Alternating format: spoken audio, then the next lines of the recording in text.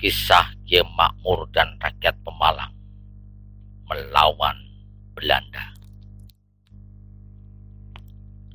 7 hari setelah Bupati Pemalang Supangat ditangkap oleh Tentara Keamanan Rakyat, lalu dijebloskan ke penjara karena dianggap pro Belanda. Maka pada rapat akbar di alun-alun Pemalang tanggal 30 Desember 1946, Kiai Makmur diangkat dan dikukuhkan menjadi Bupati Pemalang. Kiai Makmur adalah seorang ulama yang karismatik. Ia pemimpin pesantren Salafiyah di Desa Taman. Semasa mudanya, ia belajar ilmu agama di beberapa tempat, seperti di pesantren Godong di Grobogan, Jamsaren di Solo, dan pesantren Tebing di Jombang. Saat ia berusia 26 tahun, gurunya Kiai Haji Hasyim Asy'ari memintanya untuk membuka pesantren di tempat asalnya di Pemalang.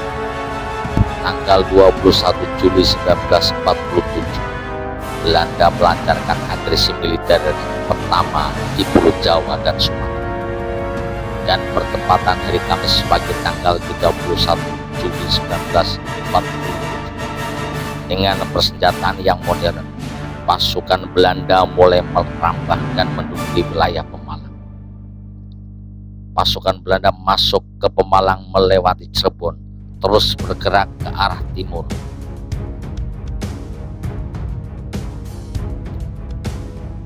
Pasukan Belanda terus merangsek masuk ke dalam wilayah Pemalang melalui Sikai, Gedung Jati, Sumberharjo, Paduraksa, Sungapan, Menggarit, Sokowangi, Sikuang, Ambelgade, dan akhirnya pada pukul 21 malam sampailah di Comal.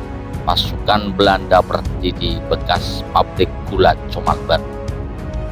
Dengan adanya pergerakan pasukan Belanda, TKR dan Laskar Rakyat Pemalang dengan gagah berani bahu-membahu memberikan perlawanan sengit dan berusaha sekuat tenaga menghantam laju pasukan Belanda.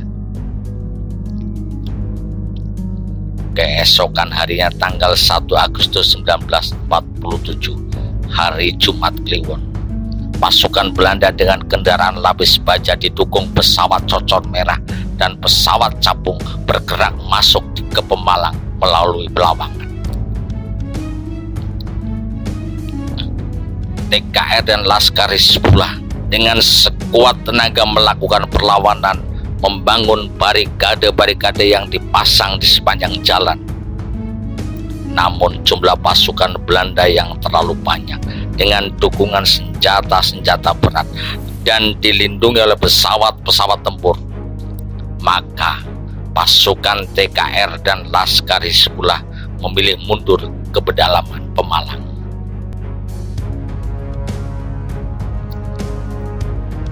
Setelah melewati Belawangan, pasukan Belanda berhasil menguasai daerah Pemalang kota. Kendaraan lapis baja dan panser mereka diparkir di alun-alun. Pesawat-pesawat Belanda meraung-raung di atas kota Pemalang. Belanda menduduki pendopo Kabupaten Pemalang, gedung bekas asisten residen, dan bangunan-bangunan lainnya. Pendudukan Belanda di kota Pemalang membuat Bupati Pemalang Kiai Makmur, keluarga beserta ajudannya mundur ke pedalaman Pemalang yang masih aman. Pada hari itu juga, sekitar jam 10 pagi, sebagian pasukan Belanda melanjutkan pergerakan ke timur. Namun, karena jembatan BC sudah dirusak oleh TKR, maka pasukan Belanda belok ke arah selatan melewati Taman, Banjardawa, sampai di jembatan Siraya. Belanda mendapati jembatan sudah dirusak. Saat pasukan Belanda memeriksa jembatan, pasukan TKR dan Laskar Rakyat menyerang secara mendadak. Terjadilah pertempuran sengit di jembatan Siraya. Namun karena datang bala bantuan pasukan Belanda dari kota Pemalang dengan kendaraan lapis bajanya, maka pasukan TKR dan Laskar Rakyat memilih mundur ke Sumur Gesing. Pasukan Belanda melanjutkan pergerakannya lewat Sokowangi, Sikuang, dan bergabung dengan pasukan Belanda sebelumnya yang ada di pabrik gula Comal Baru untuk melanjutkan penyerbuan ke Pekalongan. Setelah Belanda menduduki Pemalang, di bawah komando dan koordinasi Gem Makmur, pasukan TKR yang tadinya bermarkas di gedung bekas asisten presiden diinstruksikan untuk menggeser markasnya ke 6 km arah tenggara kota Pemalang, yaitu di Desa Karangsuci. Sementara itu, Laskaris pula atas instruksi Gem Makmur mundur ke Desa Kaligelang. Di bawah pimpinan Nur Effendi, Laskaris pula bisa dipersatukan kembali, membentuk sebuah peleton dan beberapa regu. Gem Makmur meminta Laskaris pula dan pasukan TKR di Karangsuci melakukan koordinasi untuk merencanakan penyerangan terhadap Belanda di kota Pemalang.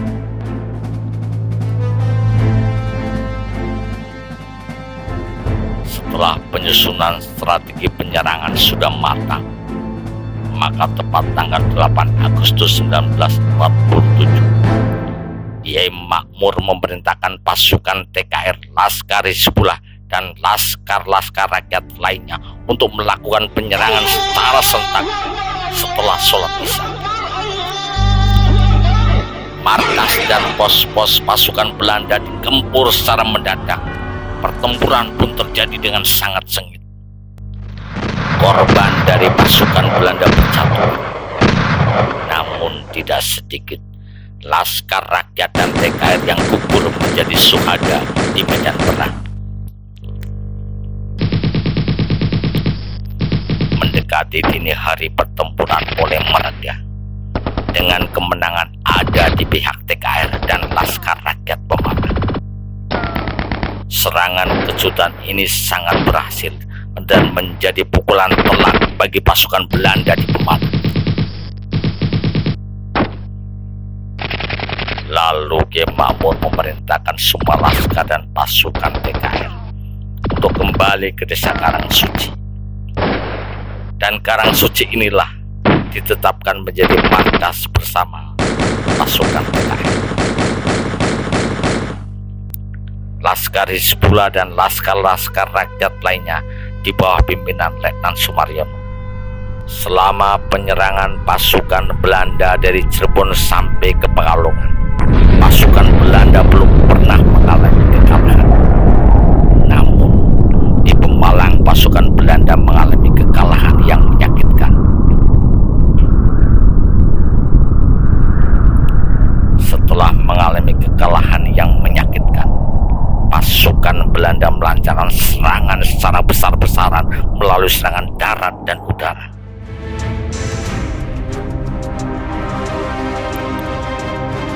Pasukan Belanda melakukan pengrusakan, penggerebekan, dan penangkapan secara membabi buta di desa-desa yang dilaluinya. Dengan artileri, kendaraan lapis baja, dan persenjataan berat lainnya, sampailah pasukan Belanda di Desa Karangsuci. Pertempuran sengit pun tak terelakkan lagi. Pasukan TKR, Laskar Hizbullah, dan Laskar Rakyat dengan sekuat tenaga mati-matian mempertahankan markas.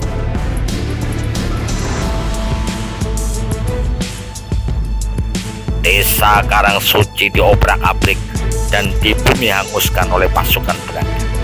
Dan disitulah Letnan Sumaryono gugur bersama prajurit-prajurit lainnya. Pasukan TKR dan para laskar dipukul mundur sampai ke Desa Pabauran, Bantar Bulan. Kemudian pasukan TKR memilih mundur ke Kalibening, Pekalongan, dan para laskar ke Desa Bongas di Watukungan.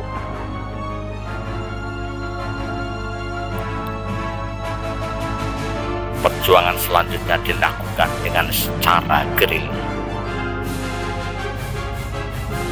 Belanda sadar sebelumnya bahwa di balik perlawanan gigih rakyat Pemalang pasti ada tokoh bergeraknya.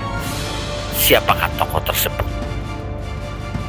Dia adalah Bupati Pemalang G. Makmur yang mengendalikan dari pedalaman Pemalang. G. Makmur bersama adiknya Romdon berpindah-pindah dari desa Sungapan sampai desa Wanarata. Belanda dengan segala cara berusaha mencari tahu keberadaan G. Makmur, termasuk dengan membayar para warga lokal yang mau mengkhianati bangsa sendiri menjadi mata-mata dan antek-antek Belanda. Pada suatu malam, kira-kira minggu ketiga bulan Agustus 1947, G. Makmur menengok keluarga dan pondok pesantrennya di desa Taman. Sementara itu, Mas Duki yang merupakan komandan regu Laskar Hizbullah yang mengawal G. Makmur sangat cemas dan khawatir terhadap tindakan G. Makmur tersebut. Apalagi hari sebelumnya telah terjadi pertempuran sengit di desa Sokowang yang tidak jauh dari desa Taman antara pasukan TKR dan para laskar rakyat melawan pasukan Belanda.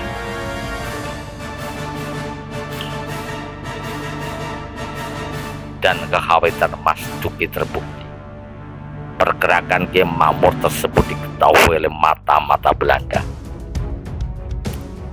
Malam itu juga, sampainya di desa Taman, ya Mas Duki berusaha memaksa G. Makmur untuk segera meninggalkan rumah untuk ikut kembali ke pedalaman Pemalang. Karena keadaan di desa Taman yang semakin gawat dan berbahaya. Namun G. Makmur bersikeras menolak ajakan Mas Duki dan laskar yang mengawalnya.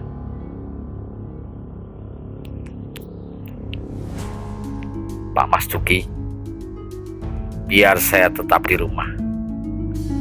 Nanti saya nyusul ke sana lagi. Saya kalau harus mati, sanggup menjadi umpaknya kemerdekaan. Karena jawaban tersebut, maka Mas Duki tidak lagi berani memaksanya lagi. Dan Mas Duki dengan para laskar saat itu diperintahkan untuk kembali bergerilya melawan pasukan Belanda. Pendirian G. Makmur memang selalu konsisten, karena beberapa hal selalu mengatakan, kalau Belanda datang, saya yang akan ada di depan. Ketika saat pendudukan Jepang untuk membakar semangat para santrinya, Kiai Makmur selalu menggelorakan, nanti kalau Belanda kembali lagi ke Indonesia, saya akan lawan sampai titik darah penghabisan. Saya siap untuk mati melawan Belanda. Tepat tanggal 9 September 1947, tentara Belanda dalam jumlah besar menggunakan truk datang ke desa Taman untuk menangkap G. Makmur. Aidiah alias Moroh yang rumahnya persis di sebelah timur G. Makmur memberitahu G. Makmur bahwa pasukan Belanda akan segera datang ke rumahnya. Dengan tergopoh-gopoh, Mira mendekati G. Makmur. Kiai, niku kata-kata landi, mbok monggo sih semingkirin. Namun G. Makmur menolaknya. Rara, wong saiki wis wektune, nyong ora bisa lunga-lunga. Waktu itu sebagian keluarga G. Makmur sudah diungsikan ke rumah para tetangga. Kemudian tentara Belanda mulai mendekat. Rumah Kiai Makmur dikepung secara berlapis. Tepat pukul 9 pagi, komandan pasukan Belanda memerintahkan pasukannya untuk masuk ke dalam rumah Kiai Makmur. Waktu itu Kiai Makmur akan melaksanakan sholat duha. Di bawah kepungan dan todongan puluhan senapan, Kiai Makmur melaksanakan sholat duha dan berdoa. Sebelum selesai berdoa, pasukan Belanda membentak dan menyeret Kiai Makmur dan adiknya Romdon keluar rumah, lalu diikat dan disuruh jalan. Kiai Makmur sempat berpesan kepada Murung, "Ra, aku makan ya. Kawan maca Subhanallah, Alhamdulillah, La ilaha illallah, Allahu Akbar tekan ya." Dengan berbaju putih dan bersarung Samarinda warna coklat, Kiai Makmur digiring dan diseret oleh 20 serdadu Belanda dengan menodongkan senapan laras panjang yang setiap saat siap ditembakkan. Di belakangnya beberapa truk berisi pasukan Belanda mengiringinya. Sampai di pertigaan Beji, Kiai Makmur belokkan ke arah barat sampai di kantor yang sekarang menjadi kantor Polres Pemalang. Lalu Kiai Makmur dibelokkan lagi ke arah utara sampai di rel kereta api Tebet yang melintang dari timur ke barat. Kiai Makmur dibelokkan lagi ke arah barat dan disuruh jalan kira-kira 200 meter di tempat yang bernama Grogolan, sebuah tempat di tengah sawah yang sangat sepi. Kiai Makmur dihentikan dengan tangan terikat dan wajah ditutupi. Kiai Makmur dan adiknya Romdon diberondong dengan tembakan oleh serdadu Belanda.